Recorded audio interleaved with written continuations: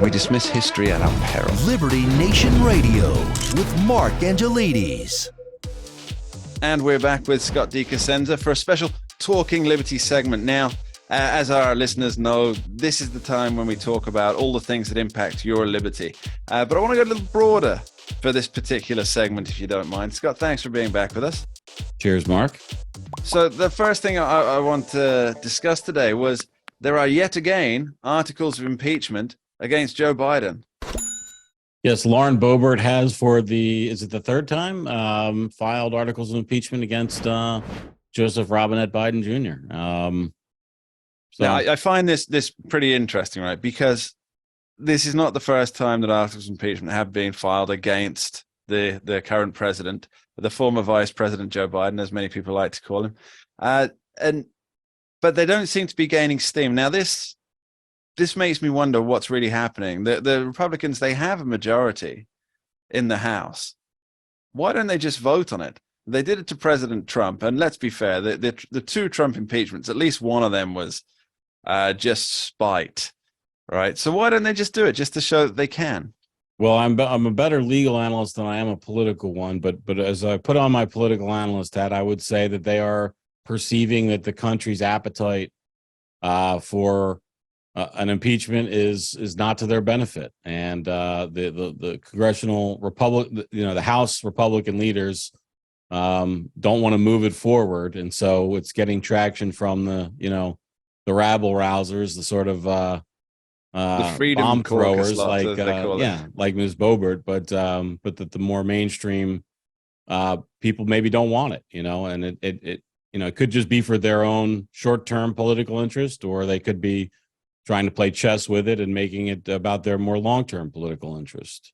But I assume that people act in their own self-interest rather than what their voters that's want. why Ms. Boebert filed the articles, and that's why we won't be hearing more about them, probably, all because of all those actors.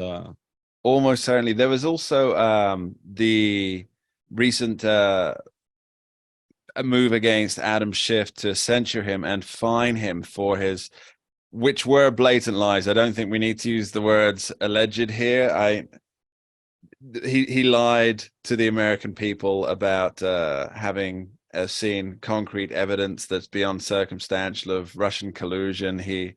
Anyway, there's a litany of things that we could talk about. And so, Adam, of all the people who are still able to maintain office, given what they've said, that does stagger. It does.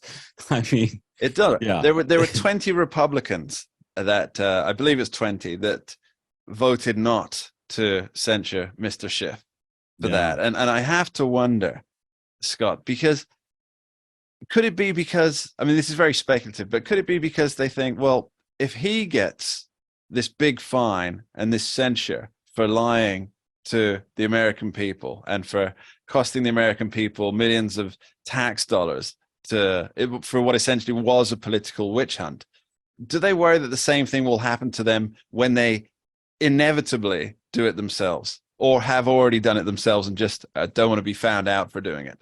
That it was that the vote was as close as it was is more surprising, Mark. Politicians lie as a matter of course. We all know it. They know it. So it absolutely is a matter of self-preservation. I think to the Self-Preservation Society. There's in my country, the United Kingdom of England, when Parliament is in session, if a parliamentarian says something, he is immune from prosecution or liable. This is true for members of the United States Congress. 4 statements made in Congress, not in front of microphones at his district office or, on a phone. So that's with the same thing. Okay, you can say what you like as long as you say it on the floor of the people's house. Yes. Yeah. So why do people not go more for censure in Congress, do you think? Why do they avoid it? Because we haven't heard about big censure issues in the last 6 years. Despite, I love this question. Yeah. Please carry on. Well, I just think that the answer is because behind the scenes, so many of them are just, they're pals. They're just, they're running the same grift. They're about their own power and aggrandizement and having a say in our nation's affairs. And the idea that they're, citizens fighting for what's right as they represent their neighbors in the people's house is, I think, real fiction. Maybe I'm a cynic, but that seems to a cynic or a realist, two sides of the same coin there. Now, another liberty issue that I think is really animated the entire nation, if not the world. This is making, which story I'm talking about here, and this is kind of making the rounds all over the world. And that is that Robert F. Kennedy Jr., the presidential candidate, son of Bobby Kennedy, was on the Joe Rogan podcast, and he was talking about certain harms that certain vaccines do. Well, Mark, let me just stop you right there, and let's get a quick rundown of what happened. Robert F. Kennedy Jr. was on the Joe Rogan podcast talking about vaccines, among other things. They criticized Dr. Hotez, I think it is. Peter Hotez. And who's a Texas doctor of great credentials and esteem. He's not just a doctor, but he's a professor of medicine. I think he founded one of the schools of medicine at the college, the medical campus where he is. He's really, has all the credentials. So it's not just some guy. But they were criticizing him. He had been on Rogan's podcast himself earlier, and is a vaccine advocate, but also he kind of dispensed with the idea that people should exercise or take vitamins or any of the other things that made for good health outcomes. And so Rogan was critical of him. And then what he did was Dr. Hotez, after RFK's appearance, basically tweeted out that Rogan was like not neo-fascist, but like akin or neo-fascist adjacent or something like that. It was really a dirty kind of tweet and linked to this Vice article, Vice Media article that was uncritical or critical in an unserious way. And so Rogan, who doesn't use Twitter to post often, but does have still 11 million followers because he is a monster on, with social media, basically said, "Hey, I can't believe you did this. Let's debate this. Come on the show. I'll give you, I think $100,000 is what he started with to come on and debate this. Donate to a charity of his choice, of Hotez's choice, though." And that created a pile-on situation. I think it's well over 2 million now. There are a couple of Twitter users that are adding up because what happened is independent actors came in and said, Andrew Tate, for instance, famous social media influencer, said he would add $500,000 to the kitty. Other folks have added significant amounts of dough. And that's if Dr. Hotez will debate RFK on vaccines. The topic of vaccine safety on the Joe Rogan podcast. And he has declined and rebuffed and not just that, but basically shamed the invitation. And there's this effort. It's such a hilarious thing.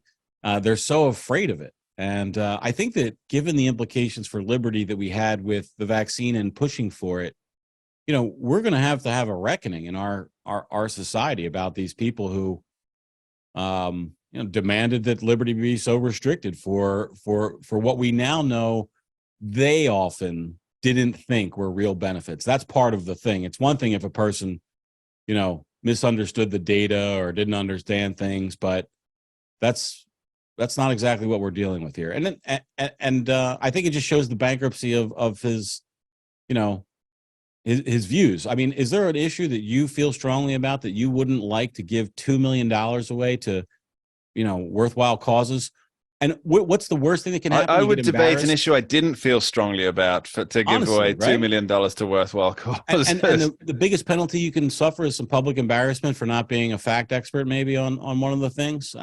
It's preposterous. And I think, anytime people go out of their way to explain why it's not important to question something or why they don't have to explain something, especially when the thing that you want to explain is extraordinary. Extraordinary claims, require extraordinary evidence. I think that's the rule that we should have. And if we're going to stop, all of our society because of the pandemic and the response, well, then I think it's, incumbent upon those who want that to happen to be able to say, okay, here's why we did all this. This is what was important. It's almost as though you're suggesting people take some responsibility, Scott. Scott DiCosenza, thanks for being with us today. I really appreciate it. Thanks, Mark. We dismiss history at our peril. Liberty Nation Radio with Mark Angelides. Don't get caught up in the media madness. Join our movement for free thinking and free speech at libertynation.com. Publishing news and analysis 24/7 with original articles by our team of authors who tell it like it is. Join us each week for online TV shows, The Uprising Podcast, and Liberty Nation Radio. We believe in free thinking and free speech. We are libertynation.com.